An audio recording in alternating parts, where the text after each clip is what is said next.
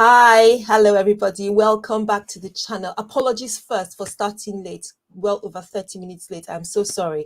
But if you're here, welcome. I'm Dr. Sylvia, a general practitioner and the founder of AskAwayHealth, and you're on my channel.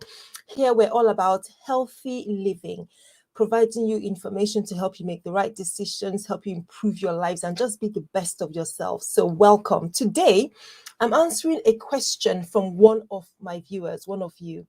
So thank you so much to Blessing, a Neofem, who sent in this question: what can I use to trigger ovulation? So Blessing, hello. If you're here or watching on the replay, thank you so much for watching the videos and the channel and for sending in this question. We shall do our best to tackle it for you. Okay, so as usual, we're going to look at this in different sort of segments. I'm going to start you off with a background. So I'm going to talk to you about what ovulation is, looking at the journey of ovulation as it goes from the ovaries to the brain and back to the ovaries again. Then we're going to look at what are the most common factors that can affect ovulation. Then we're going to look at what medical conditions, a few of them that affect ovulation. They're quite a number, but just a few of them, just so that we're not going on forever and ever on today's stream. And we're going to end by talking about what you can do to trigger ovulation, if that's possible. And naturally, how can you do it naturally? So that is the lineup for today's show. So guys, grab your pen and paper, or even better, please save this video. You might need it someday, or somebody you know might need it someday. And please, guys, like and subscribe to the channel. That would be so great. Let me just put up my banner to encourage you. Don't forget to like the video and subscribe to the channel. Do all the great things and share it. Please leave a comment, even if it's, you understand what I'm saying, or it sheds some light on information that you weren't very clear about, or it's helpful. Please let me know. Comments and liking helps my channel grow, so I'd really appreciate if you will do that for me. Thank you so much. Now, let us start. What is ovulation? I'm going to be sharing my screen with you, so I might take a couple of seconds to pop out of the main screen and open a different window. I'll do that in a couple of seconds. But ovulation is the release of a ripe or mature egg from the ovary. Excuse me. Ovulation is the release of a ripe or mature egg, a developed egg from the ovary. Now, all this happens under the control of hormones, those chemicals that our bodies produce. And they're working between the ovaries, the womb, and the brain, all of them working together to make ovulation happen. So let me start by sharing my screen and just bring it up one of the images I thought would really help us understand this better. Understand this better. Give me a second. So not that one. Let's have a look. I think it's that one. So let me double check that you can actually see it in a moment. Forgive me, I've got a bit of a scratchy throat today, so if I clear my throat a bit too often. Right, so we're dealing with our first subject, first part of the discussion today, which is what is ovulation. What you're looking at now is a picture inside the ovary. So it's a cut. If you cut the ovary open, if you're to look into the ovary, I think that's a better way to say it. So you're looking at a picture of the ovary. Okay, and I'm going to talk you through what happens in the ovary as it relates to ovulation. So we said ovulation is the release of a mature egg. It happens under the control or the mechanism of hormones, the chemicals our body produce, very, very important chemicals. Now, inside the ovary are hundreds of thousands of follicles or little sacs. So follicles or little sacs. So you can see these tiny little circular structures here. There are many, many, many hundreds of thousands of them inside the ovary. Okay. And so what they're going to be doing over time and over the different parts of your menstrual cycle is that they're going to be developing from at one time or the other. Inside each of these follicles or sacs is an egg. Very early into your menstrual cycle, at the beginning of the cycle, the first couple of days. Now, don't forget, your menstrual cycle is the time from one menstrual period until just before another menstrual period starts. That's your menstrual cycle. So the beginning of your menstrual cycle, normally what you will see is that you're bleeding.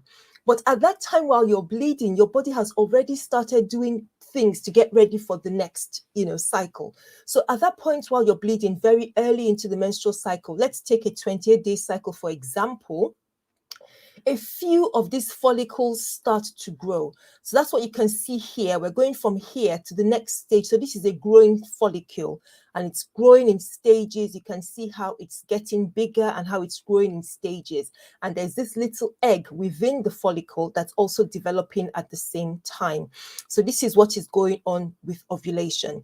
Now, while they grow, these follicles produce the hormone estrogen. So it's important to marry any activity, whether it's growth of the follicle or whatever, or the egg, with what's happening with the hormones. So at the same time as these follicles are growing, they're producing the hormone estrogen.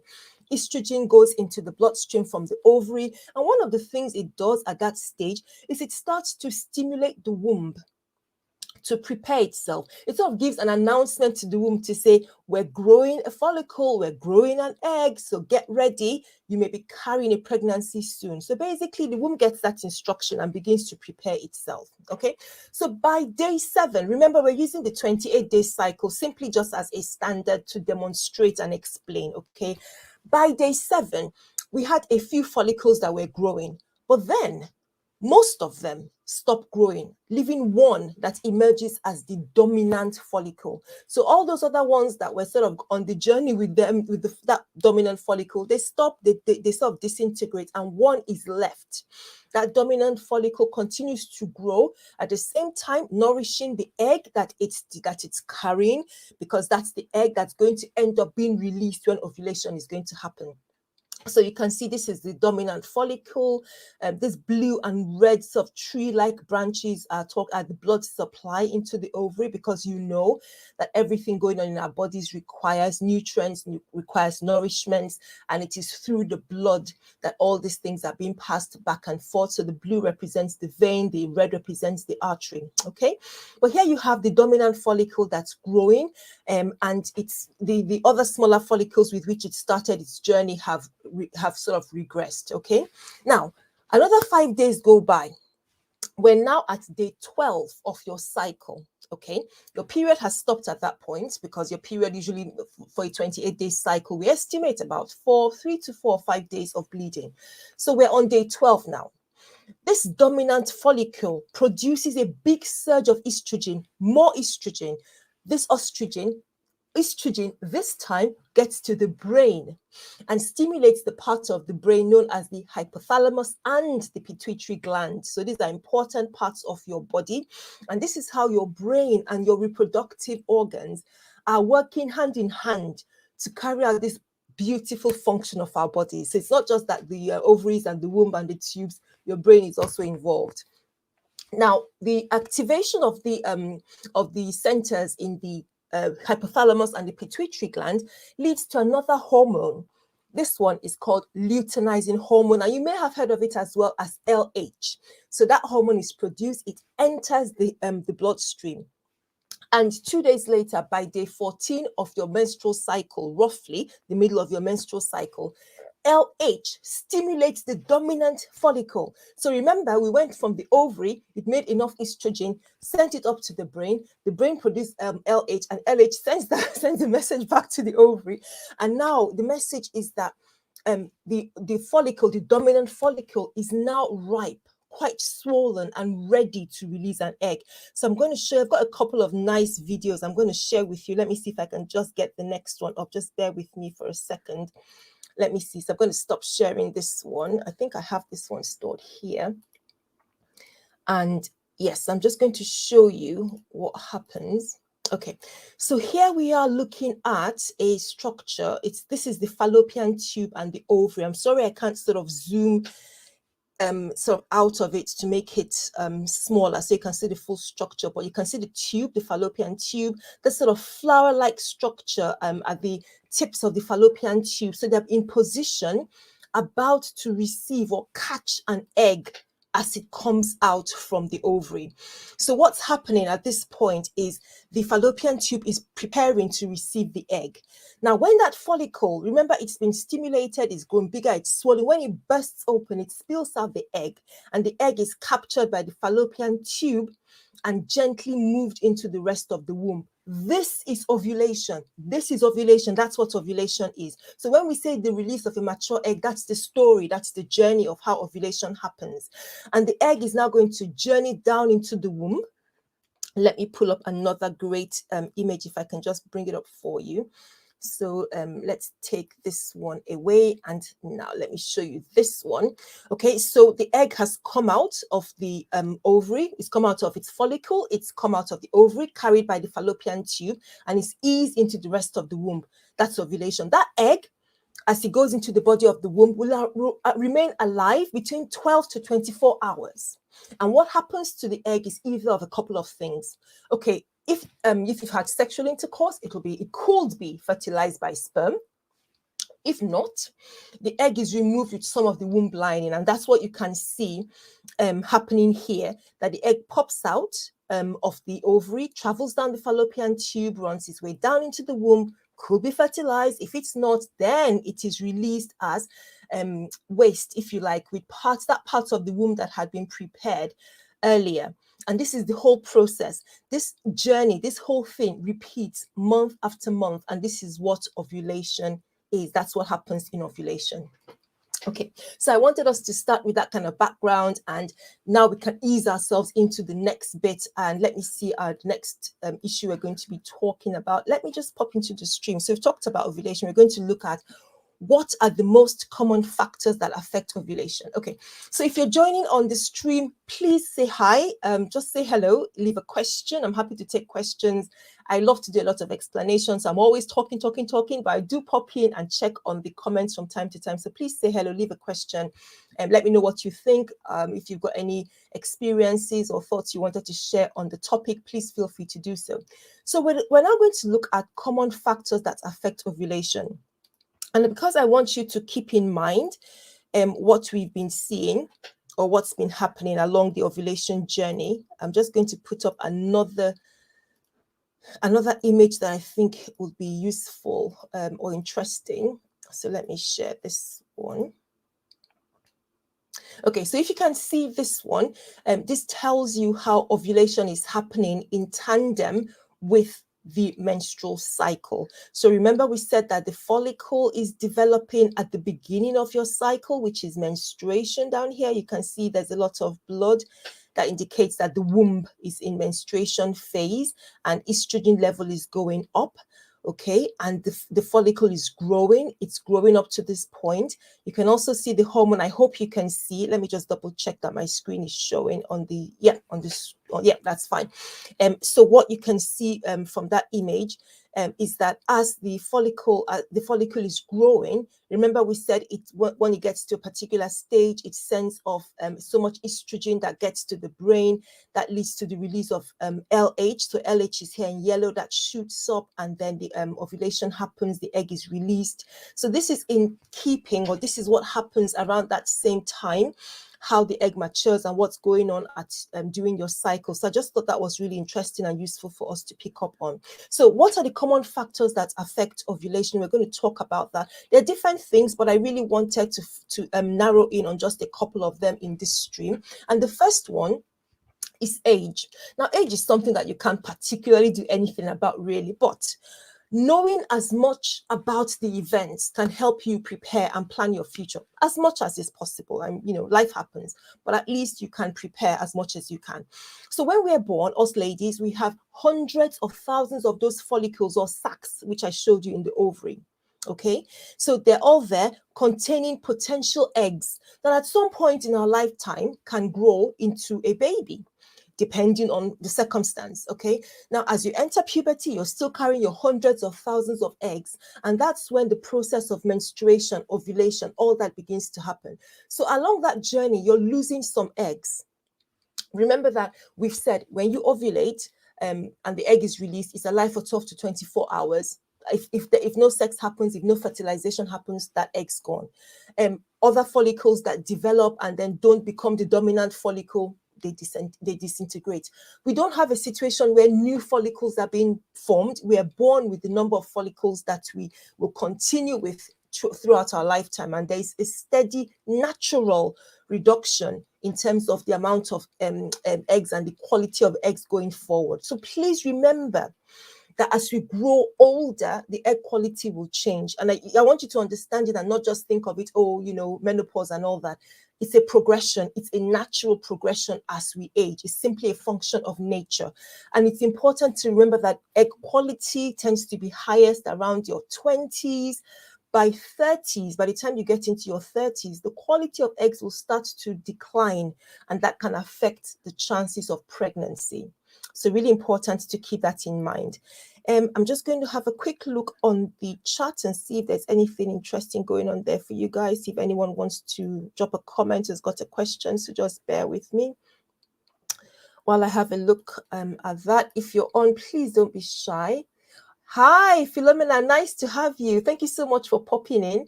I thought you were going to be busy at this time, but it's great to have you on board. Thank you so much. I appreciate your joining. Okay, so for anybody else who's watching, anybody else joining, we're talking about how to trigger ovulation because I got a question from one of my viewers, and we're trying to tackle that question. We're sort of gone forward from defining ovulation, and now we're looking at common factors that affect ovulation. And now we've just talked about age, and now I want to talk about hormones like the pill or the injection. So birth control methods, basically hormonal birth control methods and their effect on ovulation. Do they have any effect on ovulation? And what I mean by that is, can they permanently affect ovulation? Now, if you remember, and if you don't know, I've got loads and loads of videos about it, and I don't want to take too much time. So I'm not going to start making too many definitions, but they generally work by delaying or preventing ovulation. If you're taking the regular pills, regular combined pill or the regular mini pill or the regular injection, or you have the implant, or the, what do you call it now, the the coil, that's what I'm looking for. The coil with progesterone, for example, like Mirena inserted in the womb, or you have the patch. If you have any of these methods that are using hormones, they can prevent ovulation for a period of time. It's always temporary. Once you stop the method, your ovulation resumes. So there's nothing like using the pill or the injection or whichever causing infertility. They do not lead to damage or permanent damage to the ovaries or loss of your fertility. So it's important for you as a lady, for example, if you're in your early late teens, 19, 20, and you're going to be on the pill, and you're thinking, when are you going to start a family, you're thinking about in your late 30s, it's really important, if you want to stay on a particular method, to be conscious that although the pill or the method is not going to prevent you from being fertile, what may happen is that as you grow older, quality of your eggs is declining. It happens naturally with age. Other things that could affect egg quality could be, habits we pick up, for example, our diet or things like smoking. These are some of the things that we should be aware of. And I wanted us to just cover them as common factors that could affect ovulation. And some of them you can do something about, like when you choose to start having your kids, whether you're going to smoke or whether you're going to be on a particular type of diet or not. Those things you can affect. Those things that you can't affect, like your age, just knowing about the potential effect on egg quality helps you make your decisions and helps you decide, okay, I'm going to do this or the other, I'm going to start having kids. Of course, we can't control everything. It's simply just having the information. So if you get the chance, you can make the most of it. Okay, so that is that question. Let us go to the next section. And the next section is, what are some of the medical conditions that cause ovulation? No, that's not written right. What are some of the medical conditions that affect ovulation or that can prevent ovulation? So let me just correct that. That can let's see. Let's prevent ovulation. Okay, so what are some of the medical conditions that can prevent ovulation, that can affect ovulation, prevent it from happening the way it should? Let's talk about those now. And please, if you're watching this on the replay, don't forget to like and subscribe to this channel. Please leave a comment, like the video. That would help us to grow the channel. Okay, so some medical conditions that can cause ovulation. Some of them may prevent a woman from ovulating at all. Some of them may make her ovulate irregularly, so she's not having regular monthly periods, or she has monthly periods but they're not as frequent as to allow a regular pattern. They're not as frequent as to give her a chance for pregnancy. If you have a regular pattern and you're having regular sexual intercourse, you're more likely to fall pregnant than somebody who is having ovulation maybe just twice or thrice in a 6 months, compared to somebody who is ovulating 6 times in that 6 months. So that's what all of these things can affect fertility. So the first one I want to talk about is our weight. First of all, being overweight. So we're going to look at, excuse me. Yeah, so we're looking at our weight. So we're going to look at weight, overweight, and being underweight. Being overweight is one of the most common causes of not ovulating. Okay, so for many women who find themselves perhaps struggling with ovulation or fertility issues, one of the important things to look at is weight. If that is a factor, it's encouraged to lose weight. And essentially it's because of hormone imbalance. Without being too complicated, that being overweight contributes to hormone imbalance that affects that mechanism between the brain and the ovary. That hormone imbalance is caused by the excess weight. And that means that the brain and the ovaries can't work together in tandem as they should.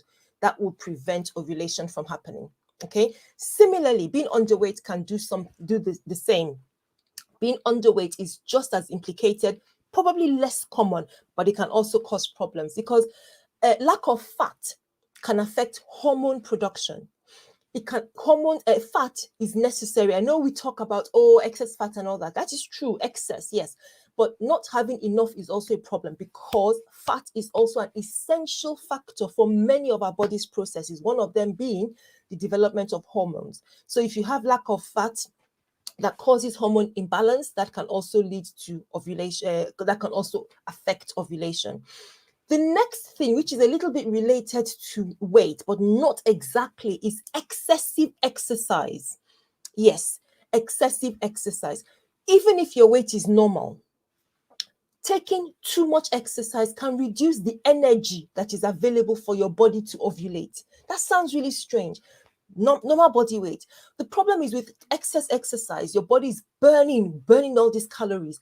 But ovulation, the process, did you see, when I went through all those steps at the beginning to show you what the body goes through, the journey, that what happens. Think about it. The follicle is being developed. Think about the process of producing the hormones traveling up to the brain sending back down its messages. These require calorie, and if you spend that calorie on your exercise, what's the process of ovulation going to use when it's necessary, when it requires energy?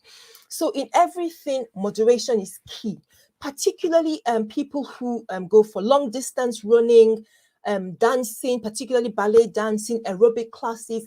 In excess, I'm not saying these are wrong at all, I'm just saying in excess. So if you're a lady who's having issues with ovulation, and perhaps you have gone into a pattern of long distance running every single day for several hours, or ballet dancing practice every day for several hours, and you're having issues with ovulation, perhaps this might be something to look at. It's something that we will definitely consider. Okay, so we're still talking about medical conditions that could prevent ovulation, that could affect ovulation. So let's just talk about the hormone conditions. This is another important one. So hormone problems. First, an underactive thyroid, or should I say, let's say thyroid problems. Thyroid problems. Now, the thyroid gland is responsible for making hormones which regulate all our body functions, name it, whether it is digestion, whether it is repairing wounds, whether it is breathing, anything and everything. Your thyroid hormone is present, it's necessary. If you're running up and down the stairs or whatever, it's important. So if there is an imbalance of your thyroid hormones, whether it is underactive or it is overactive, ovulation can be affected. Most commonly, we see underactive, that is hypothyroidism. So there is low circulating thyroxine in the blood. We see that more commonly, but even having an overactive thyroid gland can also contribute to ovulation problems. Now, we don't know, sometimes you don't know why it happens. Some people are even born with abnormal thyroid function, but the important thing is to look for it, especially if somebody is having issues with ovulation or fertility. Identify it, see if you can find the cause and treat it. Okay, so that's number one for hormone problems. The second I want to look at today is prolactin. Having high prolactin levels. Prolactin is a hormone, one of those chemicals I talked about earlier, but it's produced in the pituitary gland in the brain. Now, unless you are breastfeeding or you're pregnant, so the only times that we expect high prolactin normally is if you're breastfeeding or if you're pregnant or breastfeeding. Those are the only scenarios where you should have high prolactin levels. Outside of those circumstances, it is not normal and can affect ovulation. So we would need to look at why is it abnormal. And apart from that, because sometimes you can't even find the reason, if there's no significant problem that you can detect, it can be treated. There's some medication that can be used to reverse and reduce high prolactin levels after all the tests are done. And usually you can detect prolactin levels from a simple blood test. Now, the third and the final hormone condition I wanted to address when we talk about ovulation is PCOS, that you know as polycystic ovary or polycystic ovarian syndrome, that you're probably familiar with. And I have a couple of videos on the channel if you want to go and check that out after the stream. And I'll put the link when I'm doing the description later. But this is another hormone imbalance problem. Okay, it is very common, very, very common among women in their childbearing years. The reason we don't jump on diagnosing it very quickly is because it's one of those things that there isn't a single symptom that puts you in the direction of saying this is PCOS. A lady might come with different symptoms. She may have infrequent periods, she might have heavy bleeding, she might have irregular periods, or the problem might be that she's having periods, but she's not able to have a child when she wants to. That might be the problem. And it's when we start doing the tests that we can then pick up that, oh, this is PCOS. Now, what happens in PCOS, if you remember, let me just show I got a really good picture. So let me put that up. Because if you remember when we're talking about when we're defining how the follicles work. So let me just share that with you and then we can talk it through. Okay, so so this is that's the womb. So the womb is here. You've got the fallopian tube on this side. That's the ovary. And that's the other fallopian tube, that's the other ovary. So let's just go down. So if you look at the picture lower down here, you've got the the normal ovary. And I talked you through how the follicle carrying the egg develops until it's time for the egg. When the follicle is nicely swollen, the egg is mature, poop, out comes the egg, and that's ovulation. So this is what happens in a normal ovary. You can see that nice progression. However, when there's polycystic ovary syndrome, you have lots of follicles that don't manage to develop the egg properly. So we end up with a lot of immature follicles. In a normal ovary, when the follicle has done its job, it pops out the ovary, the follicle then naturally regresses, and that's the end of the story.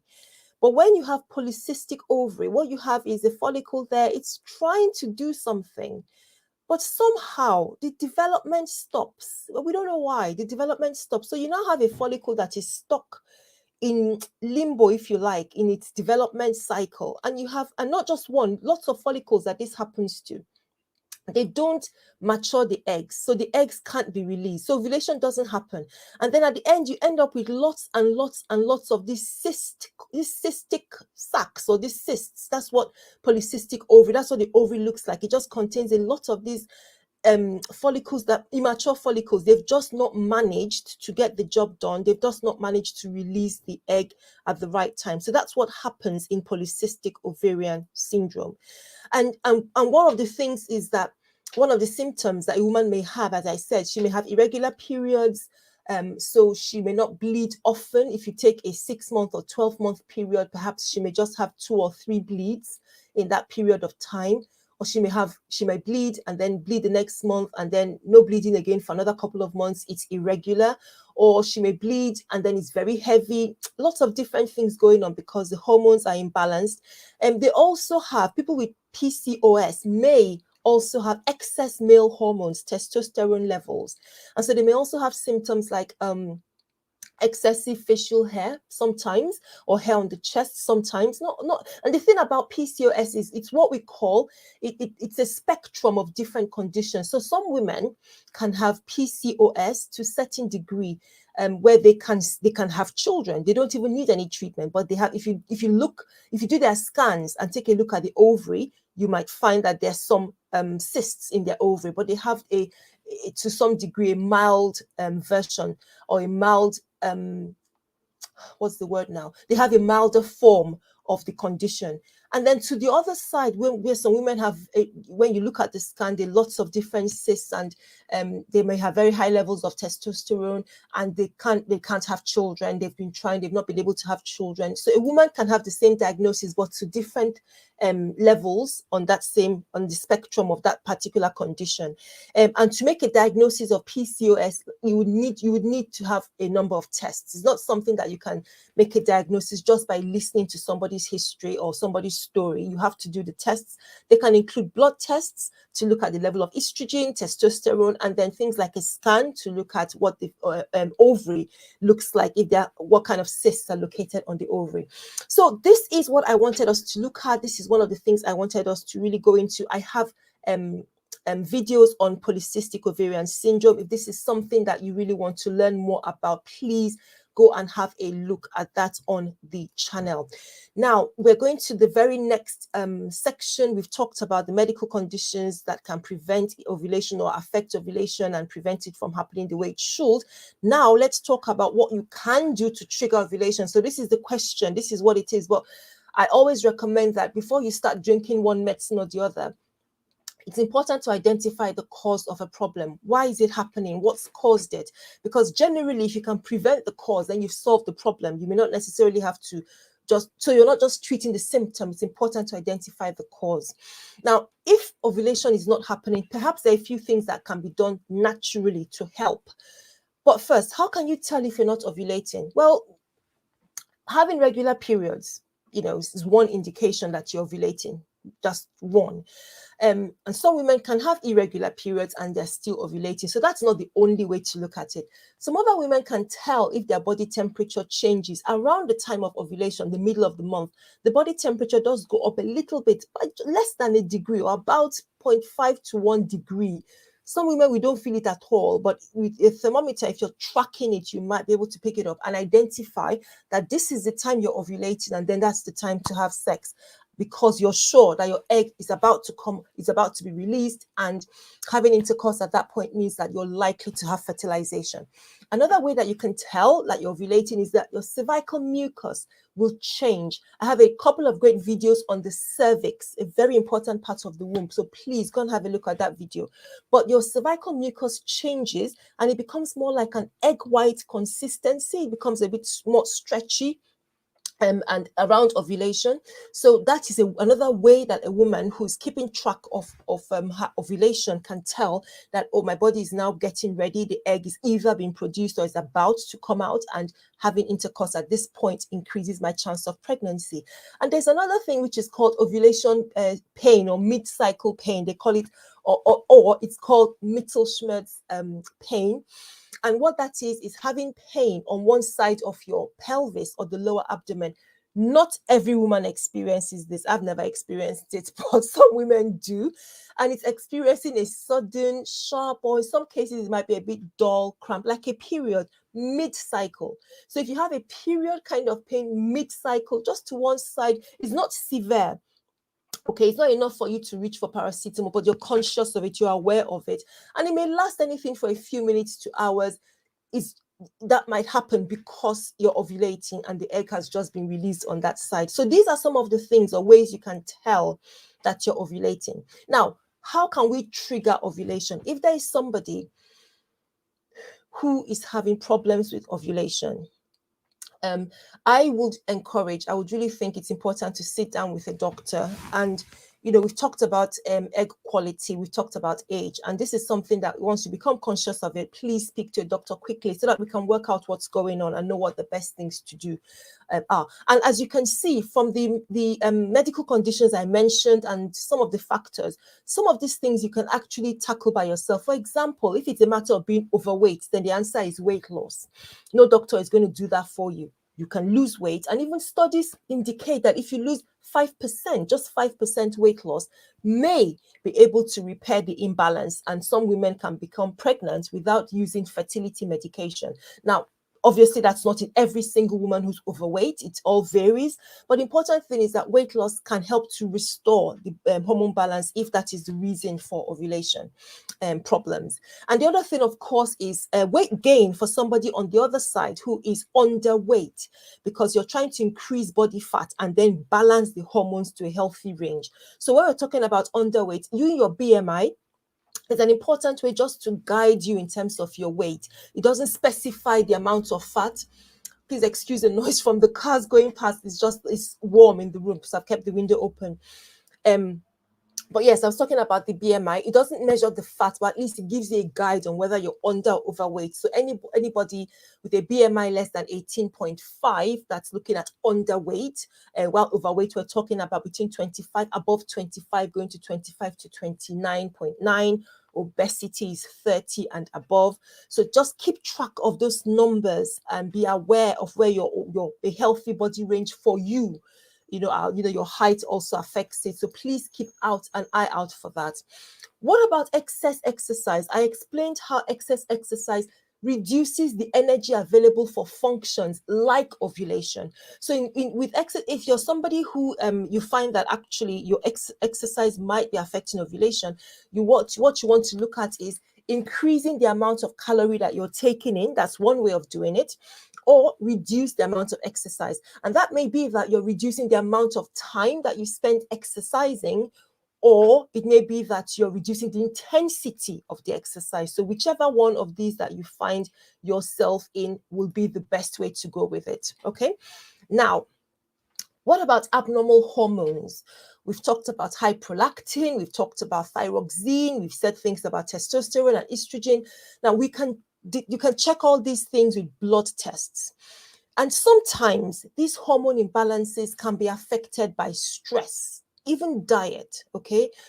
Although most women will require medication. So this is one of those instances where you might need medication. After the tests have been done and we've looked at what could have caused them, it may be that you need medication. For example, somebody with an underactive thyroid needing thyroxine medication, or somebody with high prolactin levels requiring medication to bring the levels down to normal, or PCOS.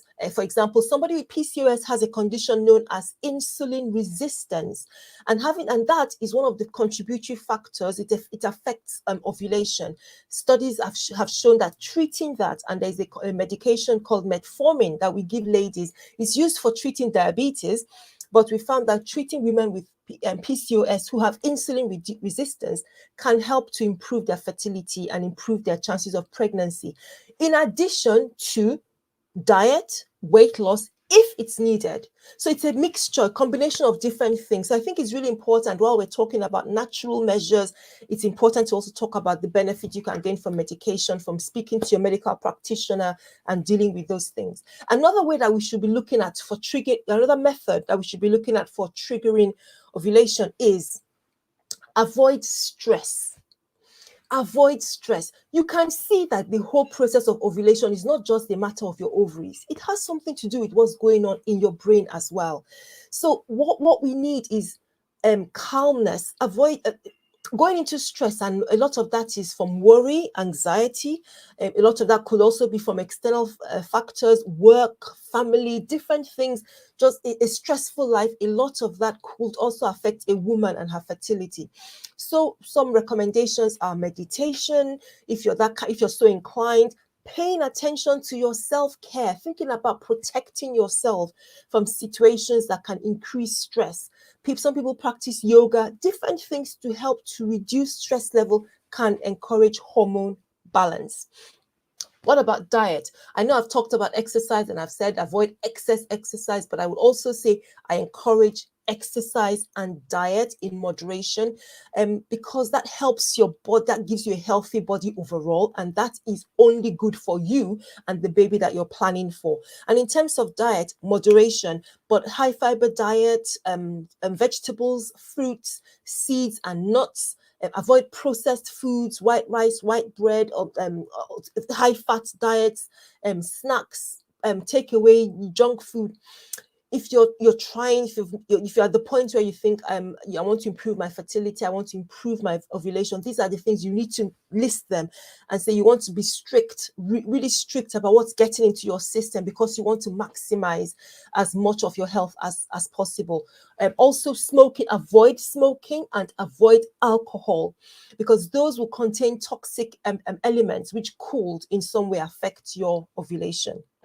So I thought it was really useful. We've talked about fertility medications. I don't really want to go into that in this stream, because we want to look at natural things, but they are important. And just because we're not talking about them in any detail today does not mean that they're not relevant. They're quite important, particularly if you're struggling with ovulation and fertility. You've tried the natural measures, you've done what you can do yourself, and it's still not working. Please speak to a healthcare practitioner sooner than later. It's really important to do so.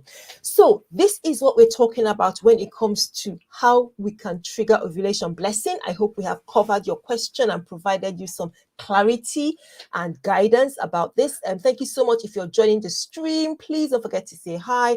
Please give the video a like and a thumbs up. Okay. As a bonus, I did get a couple of questions that popped in last night, and they're a bit interesting. I've actually not thought too much about them, but let's just tackle them. Okay, I'm just going to pull them up while I get myself a drink. Don't forget to like the video and subscribe to the channel, please.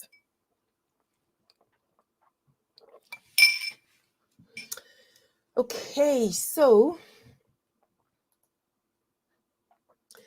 now let us talk about the morning after pill.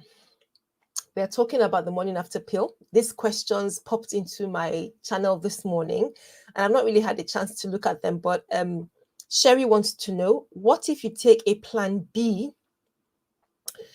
on the 3rd day of a missed period? Will it still work? So you see, that's an interesting question. You know, the period has been missed. We don't know why it's missed. So you're still asking yourself a question: is the period missed because you're pregnant? We don't know. And will the plan B still work? If you're pregnant, if you're already pregnant at that point, then taking the plan B at that stage, well, you're already pregnant. So I don't know how to answer that question. Will it still work? Unless I'm not very clear. So Sherry, if you're watching here, if you're live here with me, or if you're watching this on the replay, what I would recommend is that you send an email using my email health information service, because I will need some more information about what's going on here. But if you're taking, if you have missed your period and you're wondering why, okay, will the plan B work? What plan B does is to delay ovulation. So we would need to look at, well, what is the circumstance in which the period has been missed? Usually it's because you're pregnant, or if you're taking the pill some days or a couple of weeks beforehand, it might be the pill effect on your period, and that's why the period is late. So it's a bit curious. I would say at any stage, if you're not sure, you've done a pregnancy test, you're not sure, it's saying negative, still use the pill. Still use the pill, because at this point where you're not sure if there's a pregnancy or whether you're not pregnant, but there's some delay in the period, so you could potentially still ovulate. If you're going to have sexual intercourse, please still go ahead and use the pill. So it could still work if the reason for the period is a delay simply because of the effect of, maybe it might be stress, maybe your period is delayed because you're stressed, or whatever. I don't know, different things could affect the pill apart from pregnancy. My point is that if you are pregnant already, then but you don't know because you haven't done a pregnancy test, and your question is, will the pill still work? It's not really going to do anything. You're not going to ovulate anymore because you're pregnant. So, that's the answer to the question, at least based on the information that you've given me here. I think to answer this properly, so this is general information, but to answer this properly, we need more information. So let me, I don't think I have let me see if I can get my my website link up and then share with you so that you can see where to go to, because I know some people want to ask questions, and asking the questions here, I can't give all the information that I think would be quite useful. So let's share this. Okay, so this is AskAwayHealth website. So if you've got a question, please use the email service. Here is my icon. Here's my arrow here. If you click on the email service, it brings you onto this page, and that's the email service. So you can send us an email and specify everything. What the beauty of that is, it gives us the opportunity in a discrete space to be able to ask more questions, to clarify other bits of your medical history so that we can help. But just this, just a few questions here on YouTube, I can't guess, and I'm not going to guess. I want to give you the best care because you deserve the best care. And to do that, we need a lot more information than, just few words. And you start thinking, well, maybe if it's that or the other, that's not the best. I don't think that's the best for anyone. So I would recommend you do that. So that is for Sherry's question. And then the second question is from Mollet, who says, can you get pregnant if you drink the morning after pill 2 times a week? So Mollet, thank you for asking the question.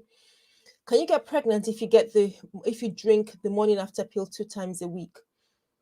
Yes and no. Okay, so again, we need more information, and I would also send you, Mollet, to use the email health information service, because what determines if you're going to get pregnant is how close to ovulation when you take the pill. The primary way the morning after pill works is by delaying ovulation. In some instances, it can affect the cervical mucus, so it can affect fertilization and implantation, the lining of the womb to some extent. So the important thing is around the time that you take it. The important thing is that you're taking it as soon as possible after sexual intercourse. So if you take it 2 times in a week, but it is several days since you've had sexual intercourse, it's not going to work, because you're supposed to take it as soon as possible after intercourse. And if you're taking the other thing as well, apart from the time that you're taking the pill, the other thing that's important is, as much as you can, avoid taking the pill frequently. It's supposed to be only only used occasionally. It's called the emergency contraceptive pill because it's meant to be used in an emergency, in an infrequent manner. No harm will come to you because you've taken the pill twice or thrice in a week, but it can mess up your period. It can mess up your cycle. Your cycle can be delayed. That's your next period might be delayed, or you might have spotting that's irregular, or funny bleeding, or something or the other. And you spend weeks and months wondering what's going on with your period, simply because you took the morning after pill more often than what you should have. If you've had to take it at all, then you should really be thinking, can I use an emergency method? What method would suit me? That's what I recommend. If you have to use the pill once, then you really should be thinking, so that you're not using it again next week or the week after. So can you get pregnant if you drink the morning after pill 2 times a week? Yes, you can, because it depends on when you took the pill. It's not how many times a week you took it. It's whether you've taken the pill as soon as possible after intercourse. It's whether you've taken the pill and has ovulation already happened. If you take the Ella, that is ulipristal, you've got that gives you a nice big window, and you can pretty much take it to just before ovulation happens to 5 days after ovulation or after having intercourse, and it's still likely to work. If it's a progesterone containing pill like Postinor 2, Postinor, Levonel, I-pill, Take Action, Plan B, and so on, that contain levonorgestrel, then you have a 72-hour window You're supposed to take it as soon as possible, but there's a 72-hour window where it can still be effective, but it's most effective in the first 24 hours. Plus, if you take it very, very, very close to ovulation, because of that LH surge I discussed in the first segment, it may be that the pill can't work or can't affect that surge. That's just the nature of the pill.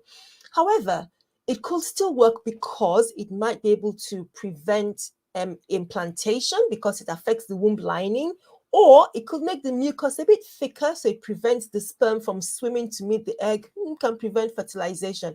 So these are the things involved in taking the pill. So Mollet, I'm trying to understand your question. I'm not sure if I've covered it completely because I think I need a lot more information. But what I can tell you is, if you've taken the pill, it's not the number of times you take it that makes it effective. It's taking it at the right time, and it's as soon as possible after intercourse. And if you can, before you've ovulated, and if you find that you have to take it more than once, please think about a regular form of contraception. I think that's as much I can say on this particular topic. So thank you for watching. If you're there, Mollet, I hope that's helpful. And if you need to clarify more, then please use the email health information service link. It will be on the description box for this video. Send us an email, and then we can look at it and get some more information that will help you and guide you a lot better. Guys, thank you so much for watching. Apologies again for starting late, technical issues before I began, but I really appreciate everybody who's joined in. Thank you for popping in. Next week, we'll be here again on Friday. I'm not sure what questions that we will have, but if you're interested in sending a question, you want me to sort of do a deep dive into the question, go into some background about it, and provide as much information, then please do send it to me or as a comment, and I will look into that for you. So I hope you enjoy the rest of your day and the weekend goes well. Thank you for all those who joined and those watching on the replay. Please don't forget to like and to subscribe to the channel. I love all of you guys. We're growing, and I'm so grateful for the involvement. I'm so glad that we're able to help and make a difference for people, providing information that helps you make decisions that will be of value to you. So thank you so much for sticking with me and for helping to build the community. So guys, have a great weekend. I wish you all the very best until I see you again. Bye-bye.